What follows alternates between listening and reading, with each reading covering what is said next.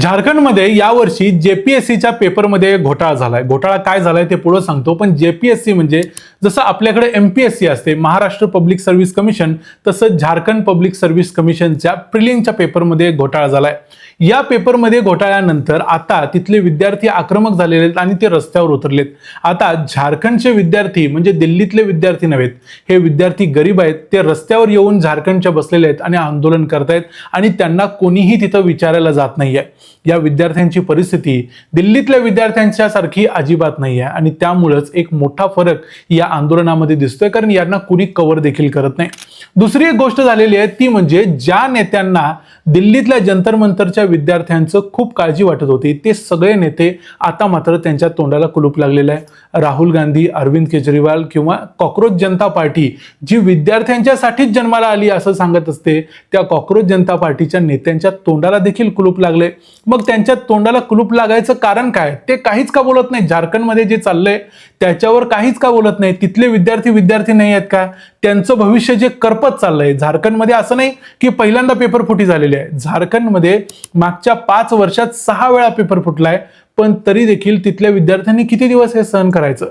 मग हे सगळं असं होत असताना हे सगळे विरोधात पक्षातले जे नेते आहेत ते फक्त सिलेक्टिव्ह आउटरेज, म्हणजे काही ठिकाणी विरोध करायचा, काही ठिकाणी तोंड बंद करून गप्प बसायचं, अशा पद्धतीनं जर करत असतील तर मग विद्यार्थ्यांचं हित समोर ठेवून हे सगळं राजकारण चाललंय, की राजकारण समोर ठेवून मग विद्यार्थ्यांचा त्याच्यासाठी वापर केला जातोय?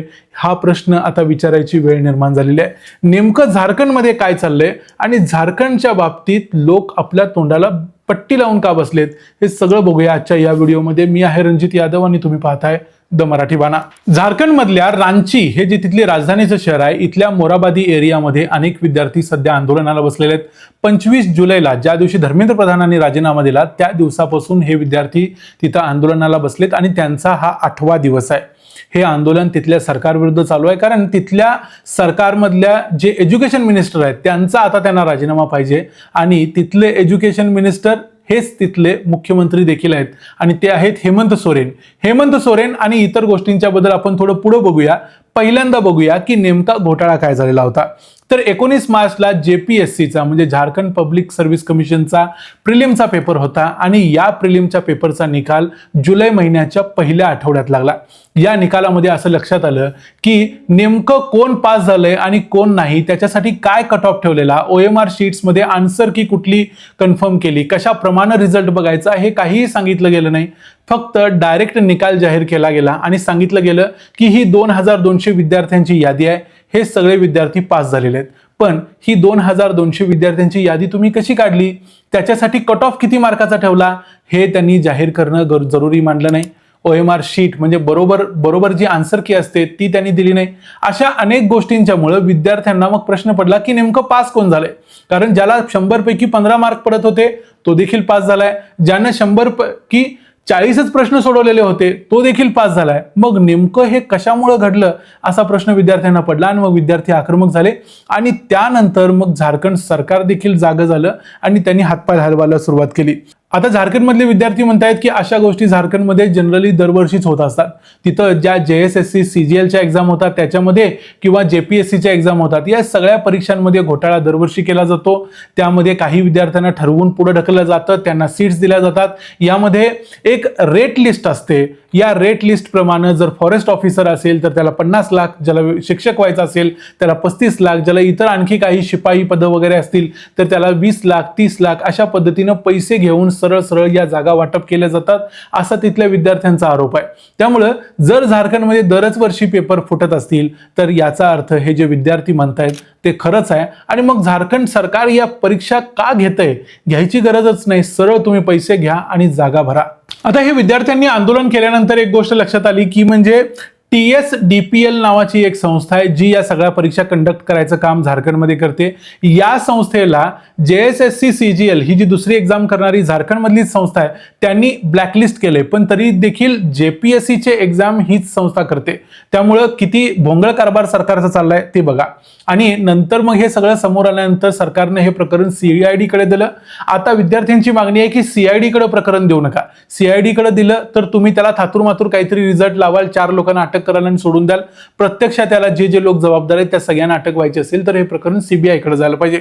आणि आता फक्त 5 लोकांना अटक झालेली आहे, आणखी काही लोकांना अटक होण्याची शक्यता आहे. यामध्ये श्वेता कुमारी गुप्ता नावाची जेपीएससीची डेप्युटी कंट्रोलर ऑफ एक्झामिनेशन आहे, त्यांना अटक झालेली आहे. रामवीर सिंग जे TSDPLचे डायरेक्टर आहेत त्यांना अटक झालेली आहे. याच्याशिवाय एल खियांगते नावाचे जे जेपीएससीचे चेअरमन आहेत त्यांनी राजीनामा दिलाय. म्हणजे त्यांची फक्त चौकशी झाली आणि त्यांना राजीनामा द्यायला लावला, कारण हा सगळा घोटाळा समोर आलेला आहे. म्हणजे याच्यामध्ये अजून देखील रिस्पॉन्सिबिलिटी कुणीही घेतलेली नाही, विशेषतः सरकारमधल्या कुठल्याही मंत्र्यांनी याची जबाबदारी घेतलेली नाही. आता जंतर मंतरवरती जे आंदोलन चालू होतं ते एक फॅन्सी आंदोलन होतं. या आंदोलनामध्ये प्रत्येकाला असं वाटत होतं की आपण तिथं जायला पाहिजे, अन्यथा आपण काहीतरी मिस करू असं प्रत्येकाला वाटत होतं. प्रत्येकाला तिथे जाऊन फोटो काढायचे होते, रील्स करायच्या होत्या, त्या सोशल मीडियावर टाकून पॉप्युलर व्हायचं होतं. या गोष्टी देखील होत्या. म्हणजे आंदोलन ऑर्गॅनिक होतं. त्याच्याशिवाय प्रत्येकामध्ये एक फोमो क्रिएट झालेला होता की आपण देखील तिथं जायला पाहिजे. पण जंतर मंतर प्रमाणे हे रांचीमधलं आंदोलन तेवढं फॅन्सी नाही आहे. इथल्या विद्यार्थ्यांच्याकडे खायची सोय नाही आहे. इथल्या विद्यार्थ्यांना कुठल्याही दुबईमधला बॉस बसून इथल्या लोकांना जेवण पाठवत नाही. इथल्या विद्यार्थ्यांना कुणीही डॉमिनोजचे हजार पिझ्झाची ऑर्डर देत नाही. इथल्या विद्यार्थ्यांना कुणीही प्यायचं पाणी देत नाही. इथल्या विद्यार्थ्यांना कुणीही सिगरेटची सोय करत नाही. अर्थात त्यांची ती मागणी देखील नाही. पण जंतर मंतरवर एका वेळेला शेकडो सिगरेटची पाकिट्स येत होती. त्याचे व्हिडिओ देखील आपण बघितलेले आहेत. हे कोण पाठवत होतं हे अजून देखील कळलेलं नाही. पण भलेही कोणीतरी चांगल्या माणसानं जरी पाठवलं असलं असं आपण भोळेपणानं गृहीत धरलं तरी अशी सोय या रांचीमधल्या विद्यार्थ्यांची नाही. बिहार, झारखंड हे गरीब लोकांचे राज्य आहेत. तिथले हे जे विद्यार्थी रस्त्यावर बसलेले आहेत ते गरीब आहेत. त्यांच्याकडे खायला काय नाही आहे. ते रोजची गुजराण जे आंदोलन करतायत ते रोजची गुजराण बिस्किट खाऊन करतायत. कधी कधी कोणाकडून त्यांना एखादा तांदूळ मिळाला तर तांदूळ शिजवून त्याचा भात करून ते खातायत. या गोष्टींच्यावर त्यांची गुजराण चालली. एक व्हिडिओ मी बघत होतो त्यामध्ये तो विद्यार्थी सरळ सांगत होता की हे काय जंतर मंतर नाही की इथं आम्हाला अनेक गोष्टी खायला प्यायला मिळतील आणि आम्ही आनंदात राहून पुढचं महिनाभर आंदोलन चालवू शकू. इथल्या लोकांची परिस्थिती अत्यंत वाईट आहे असं तो विद्यार्थी सांगत होता. म्हणजे प्रत्यक्षात जे जंतर मंतरवर चालू होतं त्याच्याबरोबर विपरीत म्हणजे उलट सध्या झारखंडमध्ये चाललंय. मग असं चालायचं कारण काय? कारण या विद्यार्थ्यांना ज्यांचा पाठिंबा मिळायला पाहिजे होता, ज्यांनी विद्यार्थ्यांच्यासाठी आंदोलन करायला पाहिजे ते लोक त्यांना पाठिंबा देत नाहीत. मग नेमकं राजकीय नेते काय करतायत हा प्रश्न तुम्हाला पडेल. आता जंतर मंतरवरच्या आंदोलनाचा म्हणजे नीटसाठी जे आंदोलन झालं धर्मेंद्र प्रधानांच्या राजीनाम्यासाठी, त्याचा सर्वात जास्त कळवळा ज्या ज्या लोकांना आला त्या सर्व लोकांची आपोआप तोंड बंद झालेली आहेत झारखंडमधल्या आंदोलनाच्या वेळेला. म्हणजे कॉक्रोच जनता पार्टी ज्यांनी हे आंदोलन नीटवरती केलं त्या कॉक्रोच जनता पार्टीला झारखंडमधल्या विद्यार्थ्यांच्यामध्ये काही इंटरेस्ट नाही. असं असायचं कारण काय? कारण झारखंडमध्ये जे सरकार आहे ते भारतीय जनता पक्षाचं नाही आहे, ते त्यांच्या विरोधी पक्षाचं सरकार आहे. कारण तिथं हेमंत सोरेन यांच्या झारखंड मुक्ती मोर्चा, काँग्रेस आणि RJD यांचं सरकार आहे. त्यामुळे तिथलं जे कोअलिशन सरकार आहे ते इंडिया अलायन्सचं सरकार आहे आणि इंडिया अलायन्सच्या विरोधात कॉक्रोच जनता पार्टी काहीही बोलत नाही. दुसरी गोष्ट, राहुल गांधी ते का बोलतील? राहुल गांधी बोलत नाहीत कारण राहुल गांधी हे ऑलरेडी झारखंडमध्ये सत्तेत आहेत. त्यांनी खरं तर तिथल्या आपल्या मुख्यमंत्र्याला ही गोष्ट विचारायला पाहिजे की तुम्ही काय ऍक्शन घेत नाही, याच्यावरती तुम्ही काय अकाउंटेबिलिटी फिक्स करता हे राहुल गांधी विचारत नाहीत. अरविंद केजरीवाल विचारत नाहीत कारण ते देखील इंडिया अलायन्सचा भाग आहेत. याच्याशिवाय जे काही विद्वान या देशभरामध्ये होते, मग नसरुद्दीन शाह असेल किंवा इतर जे कोणी अरुंधती रॉय वगैरे ज्यांना ज्यांना कळवळा येतो, या सगळ्या लोकांची तोंड आपोआप बंद झाली. कारण काय? तर प्रत्येकाची एक बाजू फिक्स आहे. प्रत्येकाला असं वाटतं की आपण या बाजूचे आहे, त्यामुळं आता समोर जे सरकार आहे ते आपलं सरकार आहे आणि आपल्या सरकारच्या विरोधात काही बोलायचं नाही, त्यांनी कितीही चुकीचं केलं तरी बोलायचं नाही. ही गोष्ट झारखंडमध्ये आता स्पष्ट दिसते आहे. म्हणजे विद्यार्थ्यांचं जे आंदोलन आहे ते कधीही फक्त विद्यार्थ्यांचं आंदोलन नव्हतं, ते आंदोलन राजकीय होतं आणि त्याचा फायदा सगळ्यांनी घेतला. आता इथं दुसरा मुद्दा असा देखील आहे की काँग्रेसचे जे झारखंडमधले प्रवक्ते आहेत ते असं म्हणतात की तिथल्या JPSCचे जे चेअरमन आहेत त्यांनी राजीनामा दिला, झालं आता विद्यार्थ्यांनी आंदोलन गुंडाळा कारण राजीनामा झालेला आहे. पण विद्यार्थी म्हणतात आता आम्हाला राजीनामा मुख्यमंत्र्यांचा पाहिजे कारण मुख्यमंत्री हेच शिक्षण मंत्री आहेत आणि त्यांचा राजीनामा घेतल्याशिवाय आम्ही उठणार नाही. आता त्यांचा राजीनामा होईल न होईल नंतरचा प्रश्न आहे.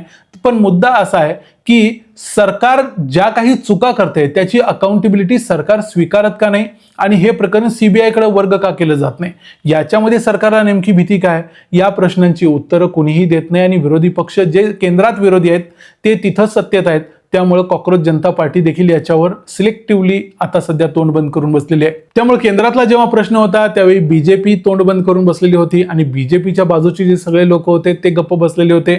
आता जेव्हा झारखंडचा प्रश्न येतोय, पंजाबचा प्रश्न येतोय, त्यावेळेला काँग्रेसचे लोक, आम आदमी पक्षाचे लोक, कॉक्रोच जनता पार्टीचे पक्षाचे लोक का तोंड बंद करून बसतात हे कळत नाही. आता कॉक्रोच जनता पार्टी हा रजिस्टर्ड पक्ष नाही आहे, तो एक प्रकारची चळवळ आहे आणि ह्या चळवळीचं खरं तर कुठल्याही पक्षाबरोबर काही लागेबांधे असायचं कारण नाही. तुम्ही जर विद्यार्थ्यांच्या साठी जन्माला आलाय तर विद्यार्थ्यांच्या साठी जे लागेल ते करायची तयारी ठेवा. पण कॉक्रोच जनता पार्टी ही पहिल्यापासून एक लेफ्टिस्ट आघाडी आहे, ती लेफ्टिस्ट पक्षांच्या जवळ आहे, ती फक्त भारतीय जनता पक्षाचा विरोध करायला जन्माला आलेली आहे. अशा पद्धतीचं कॉक्रोच जनता पार्टीचं वर्तन आहे आणि हे इथं देखील स्पष्ट दिसतंय.